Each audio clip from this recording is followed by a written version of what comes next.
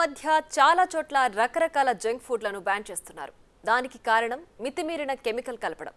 రంగు, రుచి కోసం ప్రాణాలు హరించే రసాయనాలు వాడడంతో ప్రభుత్వాలే బ్యాన్ చేసేందుకు సిద్ధమవుతున్నాయి. అందులో మొదటిది గోవాలో గోబీ మంచూరియా అయితే ఇప్పుడు పీచు మిఠాయి.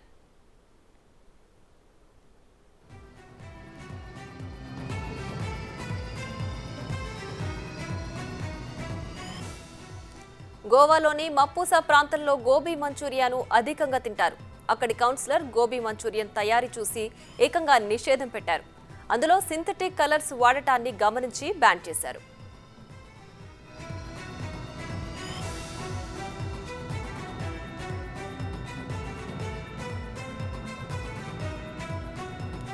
పీచు మిఠాయి అంటే ఇష్టం లేని వారెవరు?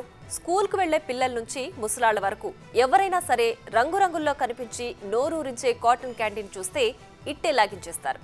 నోట్లో వేసుకోగానే అలా కరిగిపోతుంది. అసలు ఎక్కడైనా కనిపిస్తే మాత్రం కొని పెట్టేంత వరకు పిల్లలు అల్లరి చేసేస్తారు. సరే ఏమవుతుందిలే అని తల్లిదండ్రులు కొనిచ్చేస్తారు. అంతేకాకుండా వాళ్లు కూడా ఓ పట్టు పట్టేస్తారు.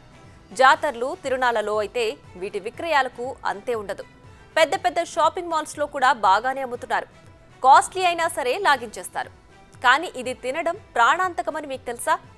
ఈ పీచు మిఠాయి వల్ల రోగాల బారిన పడతామని ఓ ప్రభుత్వం దీన్ని బ్యాన్ చేసే పరిస్థితికి వచ్చిందంటే పరిస్థితి అర్థం చేసుకోవచ్చు.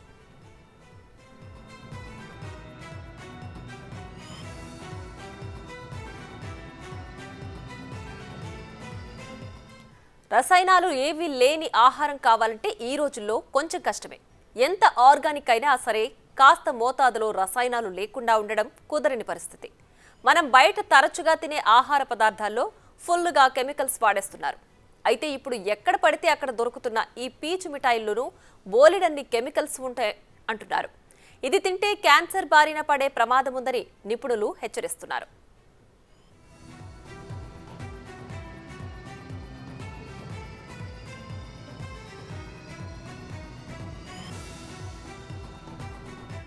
ఈ పీచు మిఠాయిలో క్యాన్సర్ కారక రసాయనాలు ఉన్నాయని పరిశోధనల్లో తేలడంతో తమిళనాడు సర్కార్ ఈ నిర్ణయం తీసుకుంది.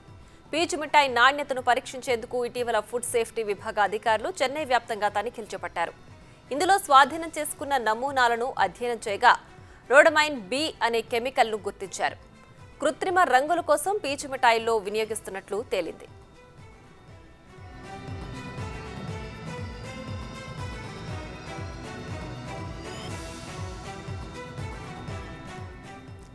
మామూలుగా ఈ రోడమైన్ బిని బట్టల రంగులు, పేపర్ ప్రింటింగ్లో వాడతారు. దీనివల్ల దీర్ఘకాలంలో సమస్యలు తలెత్తే అవకాశం ఉందని అధికారులు చెబుతున్నారు.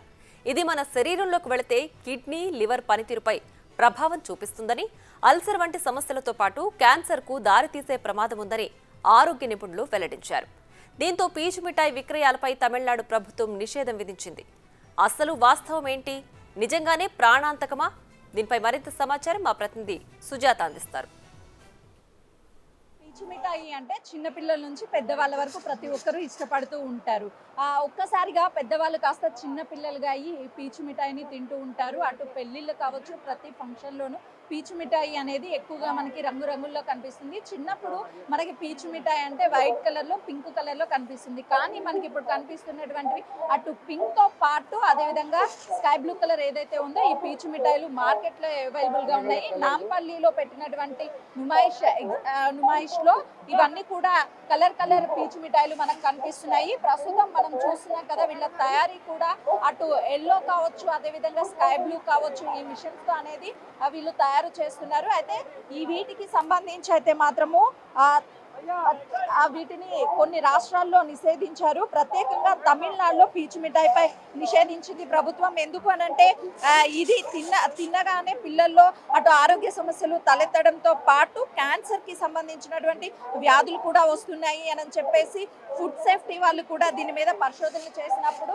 అటు పరిశోధకులు కూడా చెప్తున్నటువంటి పరిస్థితి. కానీ ఇక్కడ నుమాయిష్ దగ్గర అయితే మాత్రము అధిక మొత్తంలో కలర్ ఉన్నటువంటి పీచు మిఠాయిలు అవైలబుల్ ఉండడంతో కస్టమర్లు అయితే మాత్రము కొంటున్నారు. దీనికి సంబంధించి ప్రధానంగా ఇందులో ఫుడ్ సేఫ్టీ అధికారులు తెలిపిన వివరాల ప్రకారం అయితే మాత్రం రోడమైన్ బి అనే కెమికల్ శరీరంలోకి వెళ్తే కిడ్నీ, లివర్ పనితీరుపై ప్రభావం చూపుతుందని, అంతేకాకుండా అల్సర్ వంటి సమస్యలు కూడా క్యాన్సర్కు దారి తీసే ప్రమాదం ఉంటుంది అని చెప్పేసి అటు తమిళనాడుకి సంబంధించినటువంటి ప్రభుత్వం దీన్ని బ్యాన్ చేయడంతో పాటు అక్కడ తమిళనాడులో దీన్ని ఎవరైనా సరే మార్కెట్లో అమ్మినా తయారు చేసిన వాళ్ళ మీద కఠినమైన చర్యలు ఉంటాయి అని చెప్పేసి ఆ రాష్ట్ర ఆరోగ్య శాఖ మంత్రి సుబ్రమణియాన్ కూడా వెల్లడించినటువంటి పరిస్థితి ఉంది. అయినప్పటికీ కూడా ఇటు తెలంగాణ రాష్ట్రంలో ఈ పీచు మిఠాయి అనేది మార్కెట్లో దొరుకుతుంది.